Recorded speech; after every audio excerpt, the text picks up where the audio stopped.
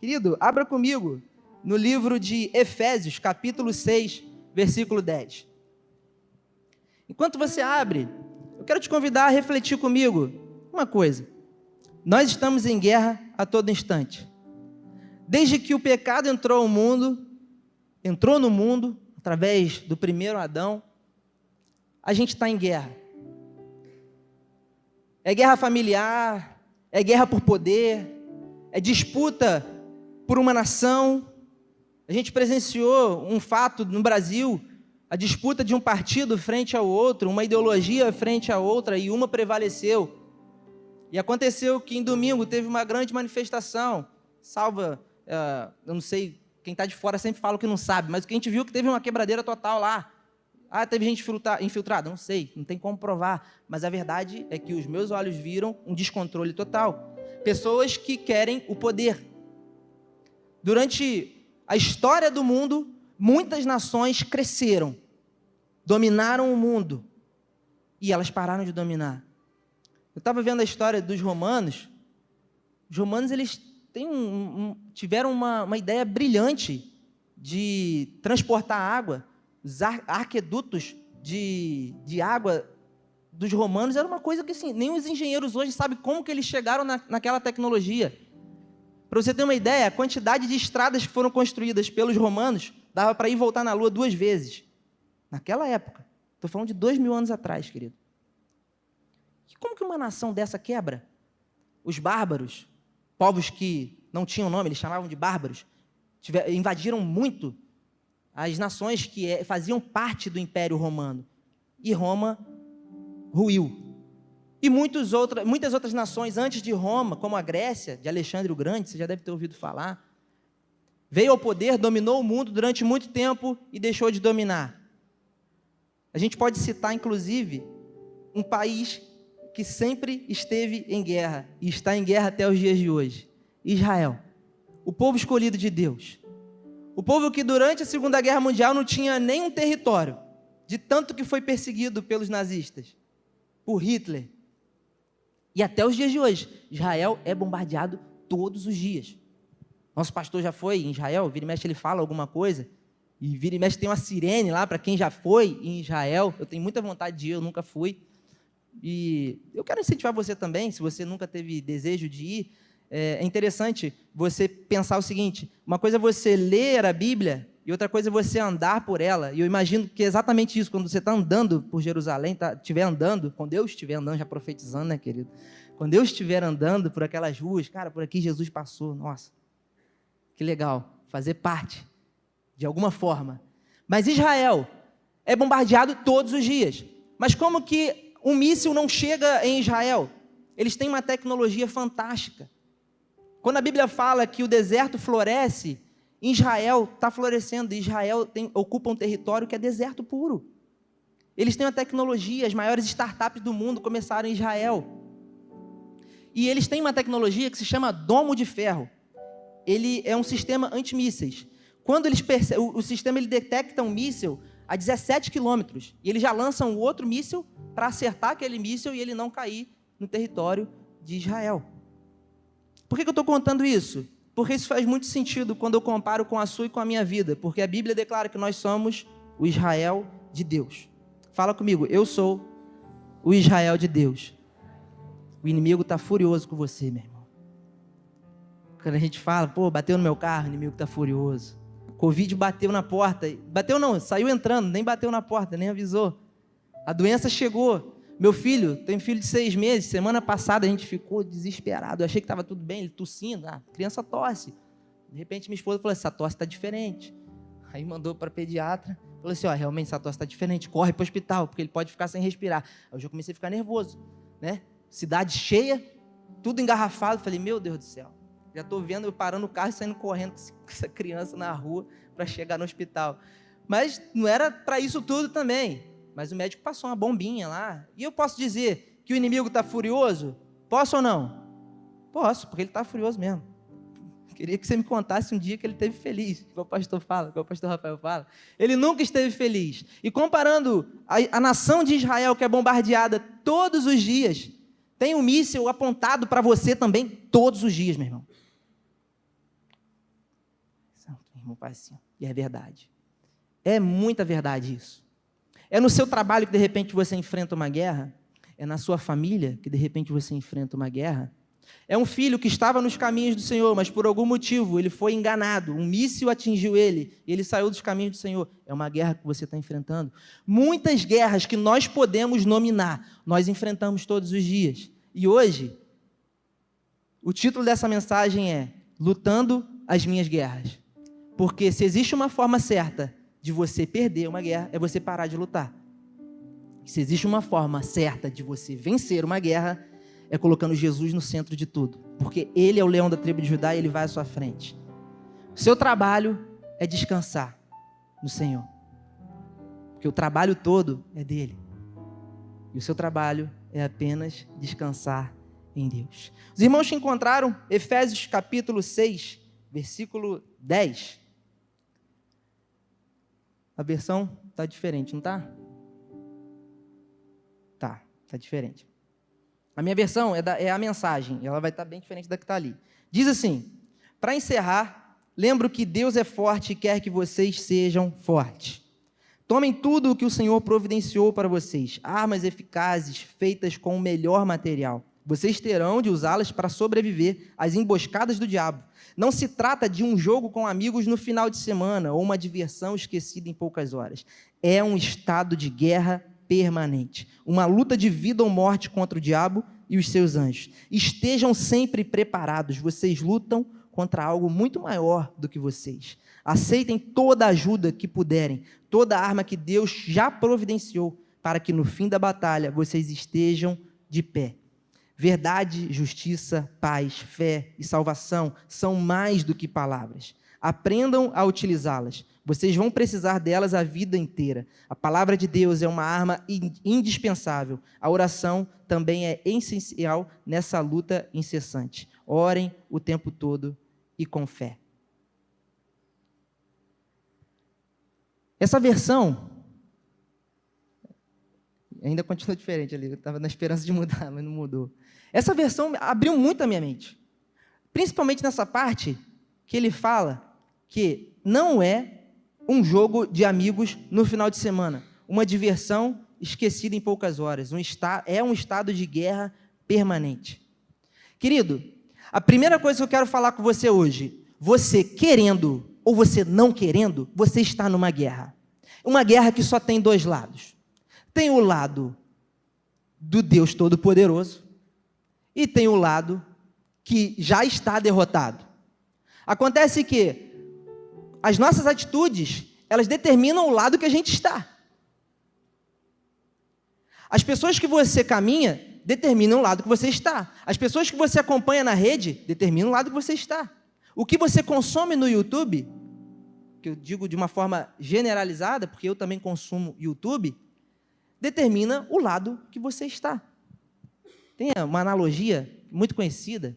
Um rapaz de uma cidade que eu morei, ele sempre que ia pregar, ele falava, qual lobo que vence? Aí a gente já sabia o que era, qual lobo que vence. Aí perguntava, se você botar dois lobos, mesmo tamanho, mesmo peso, mesma idade, para lutar, porque os lobos são territoriais, qual lobo que vence? Aí quem nunca ouviu falar, fala assim, é o mesmo tamanho, não sei, cara, tem que botar para ver o que dá, né? Mas aí a resposta é, o lobo que vence é o mais bem alimentado. Todos os dias, carne e espírito estão lutando, como dois lobos vorazes pela sua alma. E eu te pergunto, qual lobo que vence? É o mais bem alimentado. Se a carne estiver mais bem alimentada, ela vence. Se o espírito estiver mais bem alimentado, ele vence. E 4 coisas eu quero te dizer agora. Para você vencer uma guerra, você precisa de uma estratégia. A segunda coisa, sem as armas certas, a estratégia que você teve não vai funcionar. Sem aliados, você não vai chegar muito longe. E a quarta coisa, nunca subestime o seu inimigo. O seu inimigo, ele é muito mais poderoso do que você. Essa semana eu estava ouvindo uma mensagem do Thiago Brunet. Ele falou uma coisa que eu nunca tinha parado para pensar. Eu vou te fazer uma pergunta. Quem que é o inimigo de Deus? quem que você acha que é o inimigo de Deus? A gente tende a acreditar que o inimigo de Deus é o diabo, certo? Certo ou só eu que penso isso? Certo, né? Porém, tem um texto de Mateus que fala: vocês não podem servir a dois senhores. Vocês não podem servir a Deus e a mamão. O que é mamão? Não é mamão papaya, não. É mamão. Não é mamão, é mamão. Mamão é o Deus do dinheiro.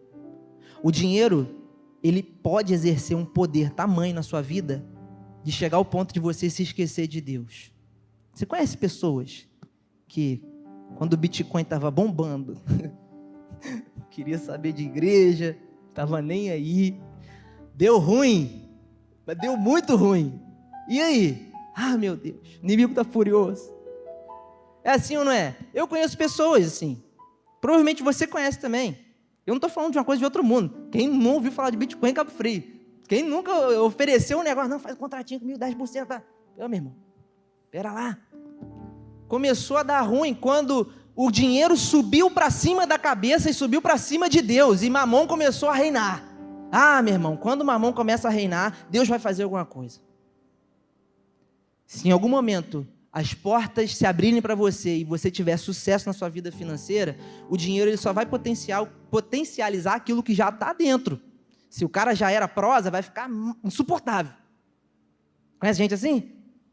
Sempre tem um perto, sempre tem um perto. Agora, se você é uma pessoa que tem um coração generoso, isso vai ser potencializado também.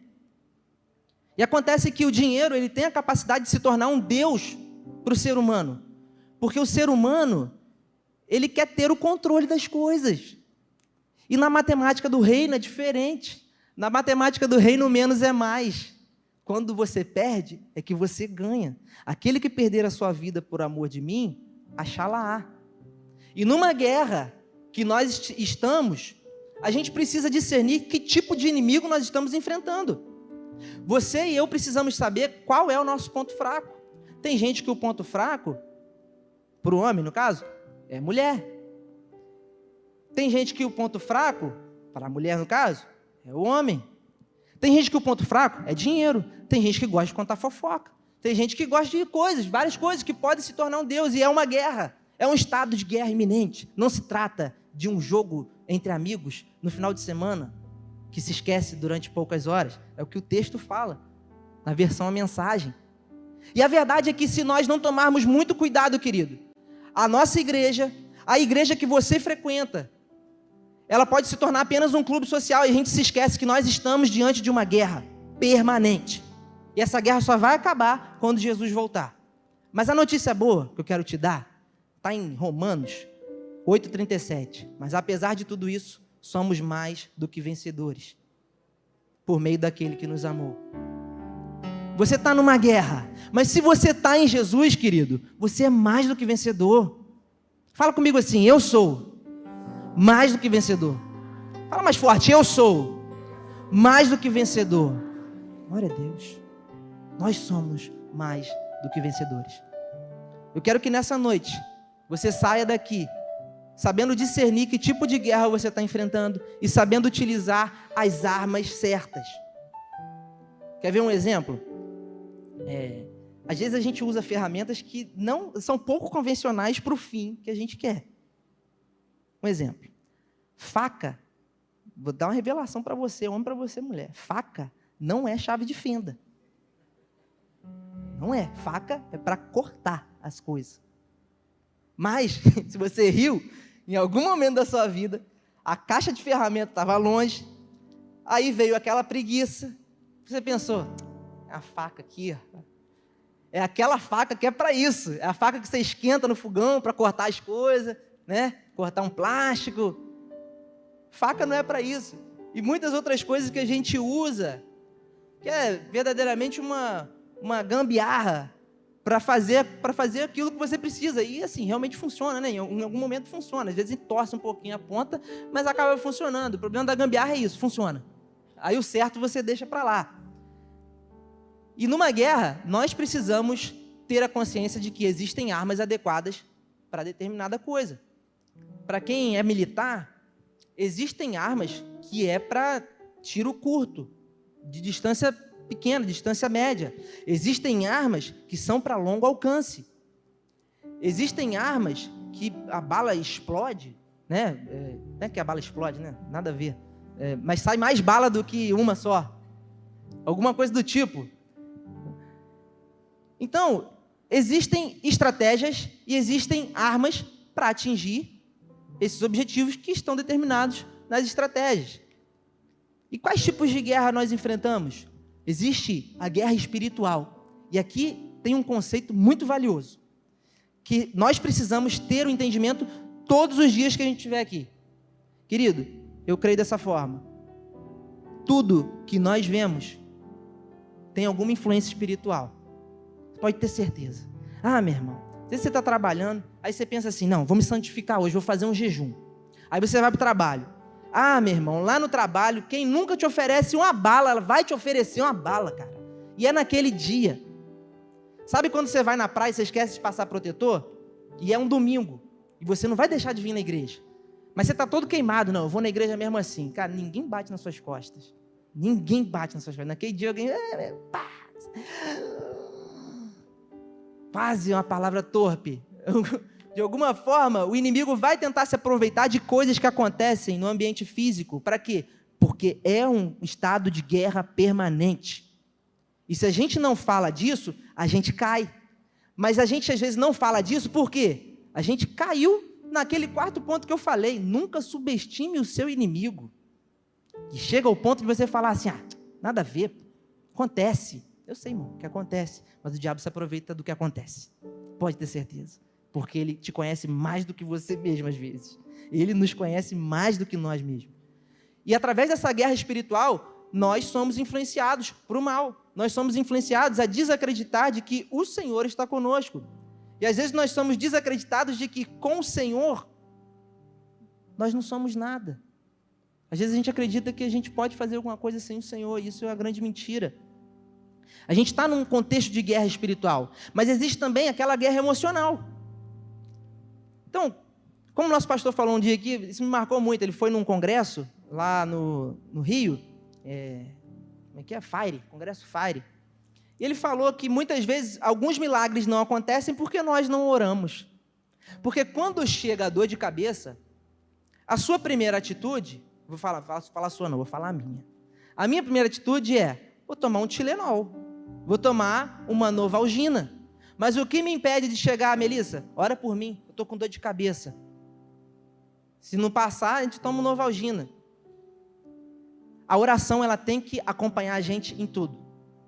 Mas muitas vezes, não vai ser através da oração que o favor de Deus vai te alcançar. E nós precisamos ter o pé no chão para isso. Porque existem remédios. É uma guerra emocional que você está enfrentando? Existem psicólogos. É uma guerra física que você está enfrentando? Existem médicos. Existem tratamentos. Quantas pessoas foram curadas do câncer através de procedimentos, através da tecnologia que Deus deu ao homem? Eu penso dessa forma. Existe guerra no trabalho, existe a guerra na família, na política que a gente falou. No ano passado, a Rússia invadiu a Ucrânia.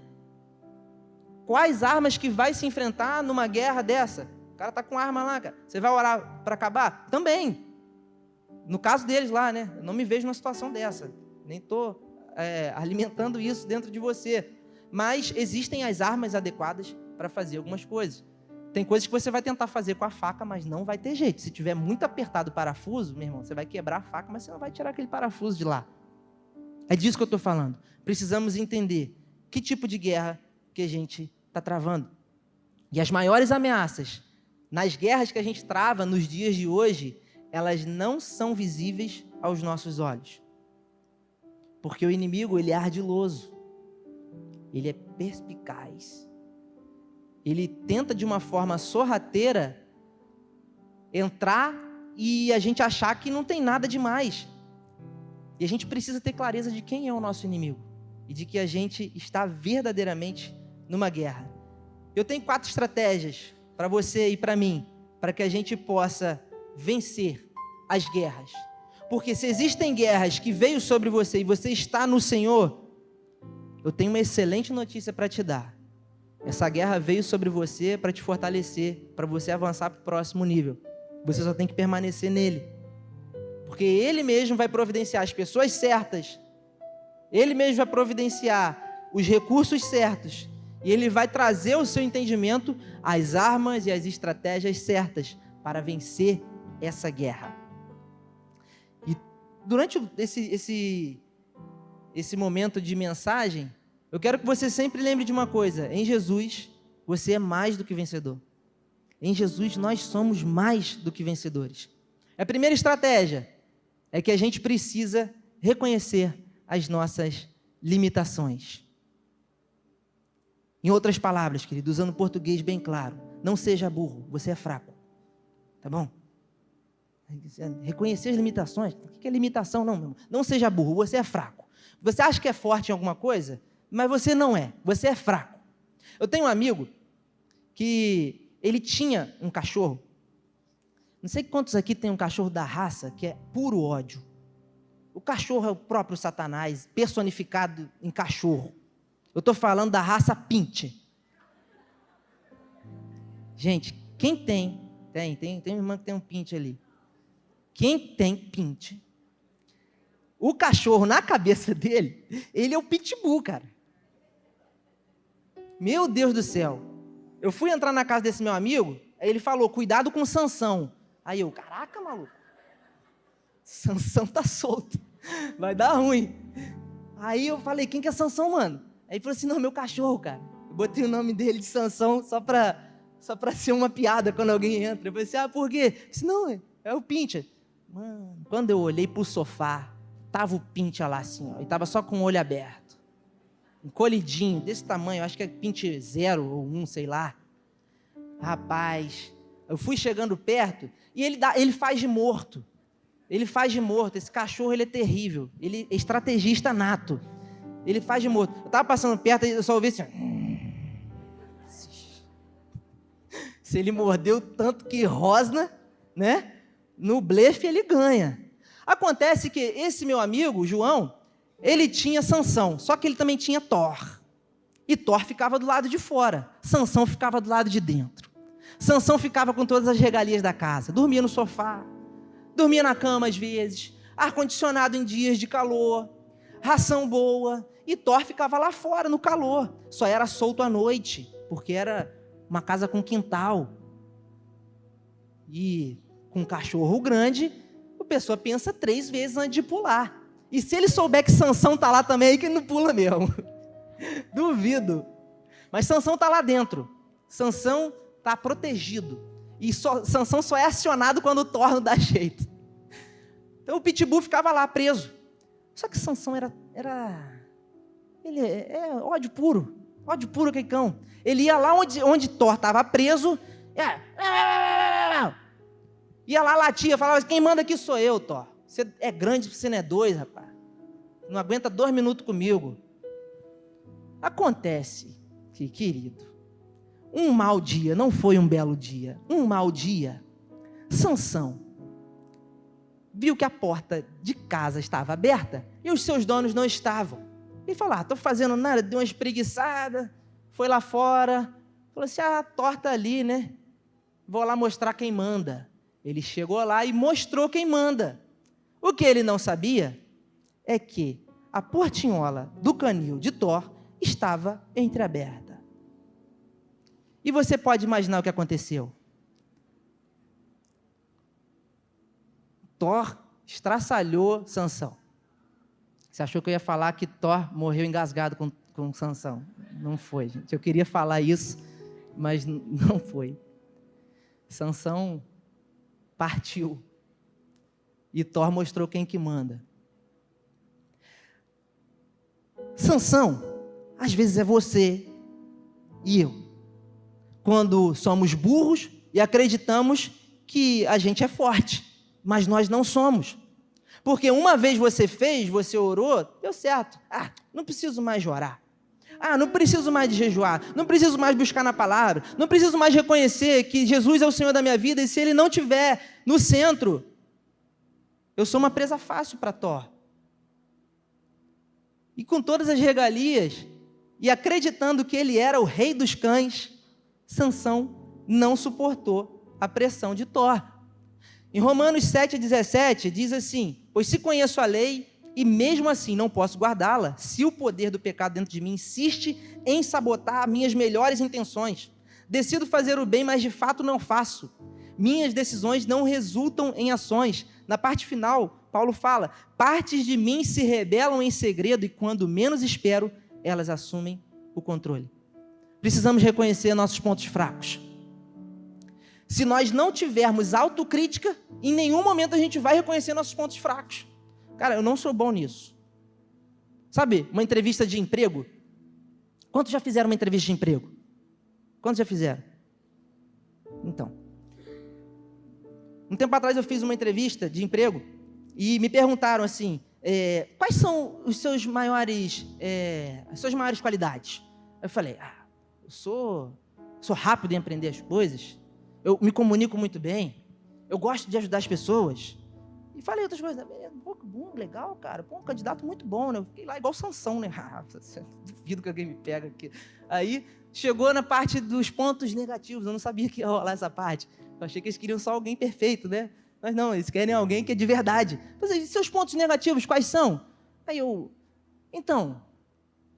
sou muito perfeccionista. Eu gosto de tudo certinho. E não falei, a pessoa falou assim, você não tem mais nada de negativo? Eu falei, não, na minha mente não estou lembrando agora. Muito bom, muito bom. Pensei, a vaga é minha. Nem me ligar, me ligou. Eu fui saber que outra pessoa entrou depois. Aí depois eu fui procurar saber, porque quando você recebe uma resposta negativa e você não procura saber por quê, mas por que eu não recebi essa resposta positiva? Tinha tudo a ver comigo, tinha a ver com o cargo e tal. Você vai errar na mesma tecla sempre. Eu fui procurar saber. Perguntei para um recrutador, uma pessoa que era próxima de mim, e falei, poxa, fiz uma entrevista, perguntar isso aqui, eu respondi isso, tal. Eu falei assim, cara, na verdade, quando eles perguntam o seu ponto negativo, é para saber se você se conhece. Ele falou assim, por exemplo, você é uma pessoa que deixa as coisas para depois? Aí eu falei, às vezes. Tá. Você, quando está cansado e tem que fazer alguma coisa, assim, você tem a preguiça de vez em quando? Eu falei, de vez em quando sim. Aí, então, o que acontece é que todo ser humano tem isso, cara. Alguns em uma proporção maior, outros numa proporção menor. Mas se você chega e fala assim, olha, eu tenho um problema de deixar as coisas para depois, mas eu tenho tomado algumas atitudes que têm dado certo. Eu tenho anotado o que eu preciso fazer no dia e eu só vou para outra função quando eu termino essa. Não muda as coisas completamente? Às vezes nós não nos conhecemos. Nós não fazemos uma autoanálise e análise crítica para saber, eu sou muito ruim em orar. Eu vou botar o celular para despertar para orar. Você pega um irmão da igreja aqui e você vê que, fulano é bom de oração. Pegar Soninha é a pessoa que vai me ajudar a orar. Soninha, me ajuda. Vamos orar comigo, vamos fazer um propósito de 7 dias, de 7 semanas, 3 horas da manhã. Porque eu preciso ser bom nisso. Então, quando você reconhece, você faz uma análise autocrítica e reconhece que você não é bom numa coisa, você já está reconhecendo as suas limitações. Então, hoje, primeira estratégia, não seja como Sansão. Não seja como Sansão. Reconheça que você é pequeno. Não seja burro. Reconheça que você é fraco. A segunda coisa, seja intencional. A intencionalidade, ela determina muitas vezes se a guerra será vencida por você ou se você será derrotado.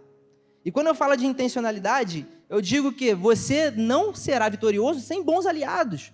1 Tessalonicenses 5:13 diz, cultivem o companheirismo, cada um fazendo sua parte. Nosso conselho é que vocês advirtam os desocupados, que vivem à custa dos outros.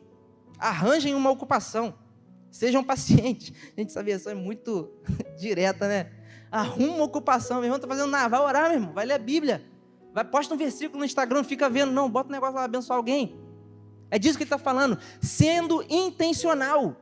Porque nos momentos que você está à toa, você pode ser uma ferramenta nas mãos do Senhor. Você pode ser um míssil ambulante. E explodir no Instagram lá, faz um negócio, faz alguma coisa, compartilha alguma coisa que vai abençoar alguém. porque você está no estado de guerra iminente. E a gente sendo intencional nas nossas orações, pedindo, Senhor, eu quero ter amigos e aliados que tenham a ver com o propósito do Senhor para a minha vida. Umas 3 quinta-feiras atrás, eu falei sobre Bob Marley, que Bob Marley ele teve um problema na unha e ele achou que não era nada. Eu falei de novo que algumas pessoas não tiveram aqui. E ele foi no médico. Quando chegou no médico, o médico disse, isso aí é uma coisa muito pior, você está com melanoma, é um tipo de câncer, e ele pode tomar conta do seu corpo todo. Ele não ignorou completamente, mas pensou, não, minha religião não permite. E é exatamente isso. O médico falou que tinha que amputar o dedo dele. Ele falou, não vou amputar meu dedo. E a moral disso é que 4 anos se passaram e Bob Marley morreu. Muitas vezes, nós deixamos de cortar relações tóxicas que vão comprometer a guerra. Você vai perder a guerra, porque você não quer deixar de andar com um amigo que te puxa para trás, porque você não quer deixar algumas práticas que fazem você regredir no Senhor, que impedem você de avançar no Senhor. E ser intencional é fazer uma pergunta. Por que a gente faz o que a gente faz? Por que a gente está aqui hoje? Por que você está aqui hoje? Por que eu estou aqui trazendo uma mensagem para o seu coração hoje? Na Segunda Guerra Mundial, Hitler, ele tinha uma estratégia muito clara. E essa estratégia passava por neutralizar os aliados, que assim eram chamados nos livros de história. Você que passou pelo ensino médio recentemente, você deve lembrar. Você que já passou, já tem um tempo, você não deve lembrar de nada disso. Talvez você lembre de Hitler e do nazismo, mas nada além. Isso porque você tem estudado muito a Bíblia e as coisas velhas se passaram, glória a Deus.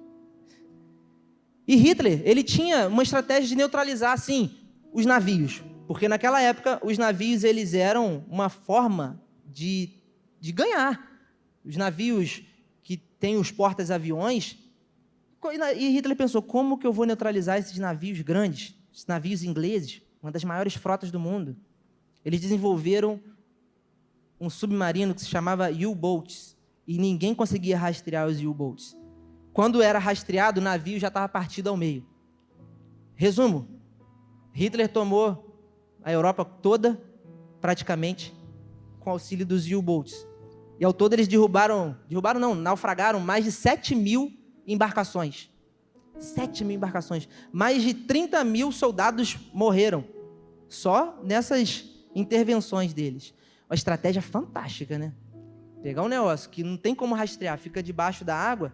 E a outra estratégia dele era colocar super soldados. Ele dava um medicamento chamado Pervitin, que tinha metanfetamina. E a metanfetamina deixa o cara, o quê? Igual Sansão. Burro. Os soldados eram super soldados. Alguns relatos de soldados que passaram pela guerra, pela Segunda Guerra, eles diziam que a face dos soldados alemães era uma coisa assim, cara, esse cara não é humano. Tem alguma coisa ali. Eles diziam que era espírito, mas só que depois descobriram que os caras estavam dopados. Eles acreditavam que era o Sansão mesmo. Eles iam para dentro. E morria. Morria, mas matavam a renca também, porque não tinha medo. Uma loucura total. O que uma pessoa é capaz de fazer para vencer uma guerra? Hitler ele teve uma estratégia, ele foi intencional. Eu não estou dizendo para você ser como Hitler, mas eu estou dizendo que o seu inimigo é como Hitler. O seu inimigo ele é capaz de fazer coisas que você nem imagina para vencer uma guerra, porque numa guerra não existem regras. E se não existem regras, querido, se não for o Senhor para nos proteger, a gente não consegue suportar. O Senhor ele tem livrado você, ele tem livrado a mim de coisas que você nem imagina. Sabe qual é o nome disso? Bondade do Senhor. O Senhor tem nos dado coisas que a gente não merece. O Senhor tem deixado de permitir, o Senhor não tem permitido que punições cheguem até nós, porque Ele é misericordioso. A terceira coisa que eu quero falar com você é que Deus, Ele quer nos ajudar através do Espírito Santo. Jesus, quando morreu naquela cruz, antes de morrer naquela cruz, Ele disse que Ele não nos deixaria órfãos. E Ele nos mandaria o Consolador, o Espírito Santo, o Ajudador, aquele que estaria conosco todos os dias, até a consumação dos séculos. Num relacionamento com o Espírito Santo, nós podemos vencer a guerra. Sem esse relacionamento é impossível, querido. Então, tem uma palavra no grego, que se chama sunanti lambanomai, que significa pegar a outra ponta do peso. É exatamente isso. Essa palavra, ela está escrita lá em Romanos 8:26, quando Paulo diz, e o Espírito nos ajuda. Essa palavra ajuda é sunanti lambanomai. O Espírito nos ajuda em nossa fraqueza, pois não sabemos orar segundo a vontade de Deus. Mas o próprio Espírito de Deus intercede por nós com gemidos que não podem ser expressos em palavras. Na versão A Mensagem, diz assim, se em algum momento vocês cansarem de esperar, não tenham medo, porque o Espírito de Deus está ao nosso lado, nos dando aquela força. Aquela força é a mesma palavra de ajuda. E ajuda é a palavra sunanti lambanomai, que significa pegar a outra ponta do peso. Vou traduzir para você. O que isso significa? Tem alguma coisa muito pesada. Sunanti lambanomai, né? Pegar a outra ponta do peso. É muito pesada a ponto de você não conseguir levantar. Mas só será possível levantar se você pegar a outra ponta do peso. Porque a outra é com o Espírito Santo. Se Jesus é o centro e o Espírito Santo é o que te guia, não se esqueça dessa palavra. Pegar a outra ponta do peso. O Espírito Santo pega a outra ponta do peso. Mas primeiro você tem que chegar.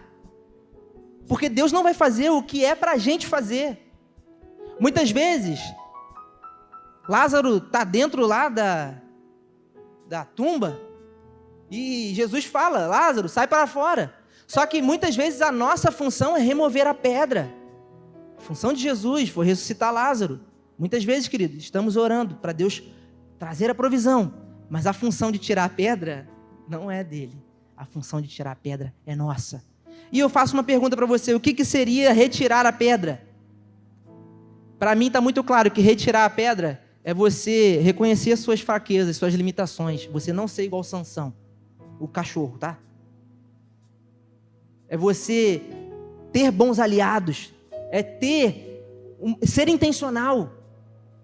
É você reconhecer que a outra ponta do peso, o Espírito Santo vai garantir, mas você tem que tomar a iniciativa de fazer alguma coisa, orando, jejuando, buscando pessoas que vão te ajudar em oração. É assim que se vence uma guerra. E a honra é toda dele. A glória é toda dele. Porque ele é o centro de tudo. E ele vai à sua frente. A quarta coisa, usar as armas certas. Como eu falei no início, a faca, querido, não é chave de fenda. Tem outra coisa que eu lembrei aqui agora, tampa de caneta Bic não é cotonete também. Quem riu sabe do que eu estou falando. Às vezes, usando a ferramenta errada, você pode comprometer seu tímpano. Usando a ferramenta errada, você pode espanar um parafuso, que de repente ia determinar se você ia conseguir abrir alguma coisa, fazer uma pequena manutenção. Em Efésios 6:18 diz, orai no Espírito em todas as situações. Orar é toda hora. Dor de cabeça, ora. Perseguição no trabalho, ora. Problema no casamento, ora. Filho está querendo debandar para o lado de lá, ora, para Deus botar amigo bom do lado dele. Ora, vai de madrugada. Eu lembro várias vezes, irmão, de eu acordar de madrugada com a mão na minha cabeça e eu não queria abrir o olho. Meu Deus do céu, não. O diabo está aqui. Não sei se alguém já passou por isso quando eu era adolescente, eu tinha um medo danado das coisas. Aí, era minha mãe, teve uma vez que eu abri o olho, era minha mãe, com a mão lá, orando. Eu ouvi ela orando, Senhor, abençoa meu filho, que ele seja uma referência, fortalece ele, livra ele dos amigos ruins. Então você como pai, você é autoridade na vida do seu filho, você tem que orar por ele também. E eu estou nessa função agora de pai, de orar pelo meu filho. Toda vez que eu estou com ele no colo, eu estou profetizando sobre a vida dele. Faça isso, querido. Porque às vezes você não está perto do seu filho, mas através da sua oração, você pode chegar até ele. Esse é o poder da oração. Olha que arma fantástica. Olha que arma incrível. Teu filho está longe, você está longe do seu trabalho, você está de férias, mas através da sua oração, você visita lá o coração de quem te persegue. Então, orem por aqueles que te perseguem. A palavra de Deus fala assim. No versículo 17 de Efésios 6 diz, toma a espada do Espírito. A palavra espada, ela é traduzida pela palavra machaira, que significa espada pequena. A espada pequena, porque um guerreiro quando ia para a guerra, ele nunca ia com uma só arma, ele ia com duas armas. E a principal arma naquela época era a espada. uma espada que ficava aqui, que era uma espada maior, igual você vê nos filmes, o pessoal brigando lá. E a outra, ela ficava aqui assim, ó, na cintura. Por quê? Se o cara der mole e perder essa espada, como é que ele vai? Vai na mão? Com o outro cara com a espada? Não tem como. Ele saca a espadinha menor. E essa espadinha menor, ela sempre estava mais afiada do que a outra. Porque é muito mais fácil afiar uma faca menor. De repente, na sua casa, você tem uma faca menor, que é bem afiada. E a palavra de Deus está dizendo que a espada do Espírito é a palavra. O que isso significa? Que se você estiver afiado na palavra, o inimigo não pode contigo, meu irmão. A espada está pertinho de você aqui, ó. Aqui, ó, curtinho. E é desse jeito que a gente vai vencer uma batalha. Através de ferramentas que o Senhor nos dá. A palavra de Deus é uma ferramenta, é uma arma para você vencer uma batalha. E às vezes eu fiquei perguntando para minha esposa, antes de vir, eu falei, como que a gente perde uma guerra? Aí ela falou, se parar de lutar. Eu falei assim, é verdade, se parar de lutar. Mas como é que a gente vence uma guerra com um inimigo que a gente sabe que é muito mais forte que a gente? Acaba que você fica sem informação. E a única forma de você vencer um inimigo que é muito mais forte que você é você se aliando a alguém que é muito mais forte que o seu inimigo.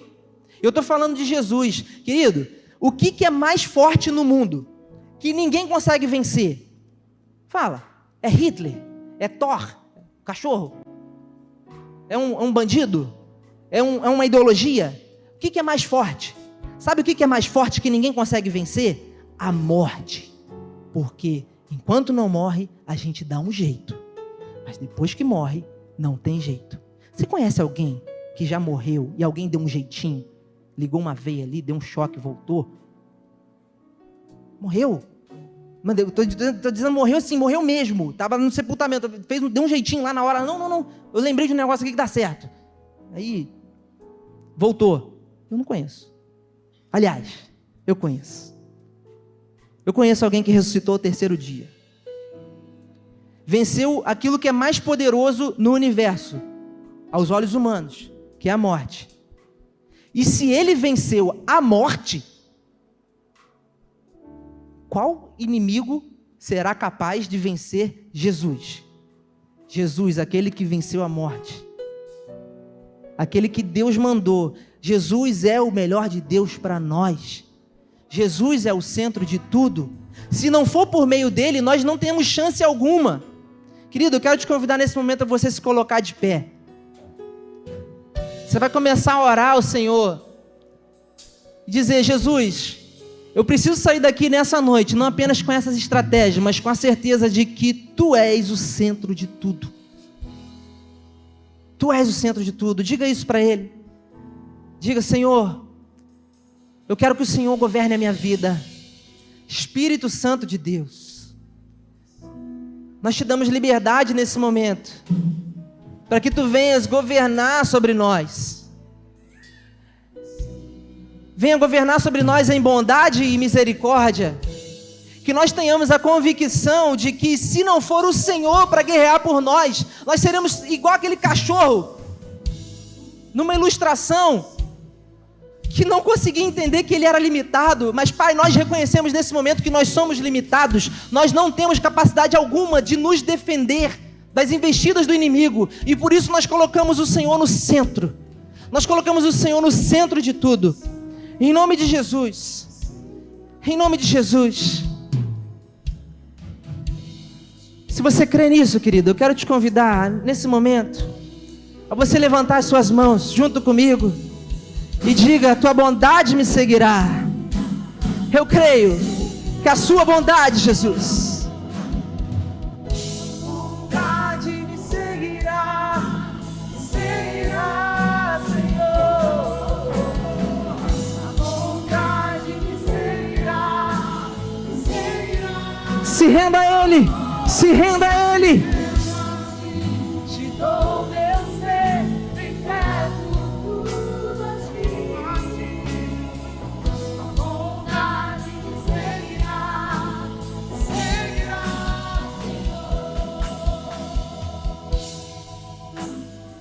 Quantos têm a certeza nesse momento que o Espírito Santo está testificando no seu coração de que a bondade do Senhor, através de Jesus, te alcançou? E não existe inimigo páreo para aqueles que estão em Cristo Jesus. Ninguém pode contigo, não é porque você é o bonzão, não. Ninguém pode contigo, porque o Senhor vai à sua frente, porque Jesus está contigo. Se você crê, querido, eu quero te convidar. Levante um forte aplauso a esse Deus. A esse Deus que é todo poderoso e pode todas as coisas.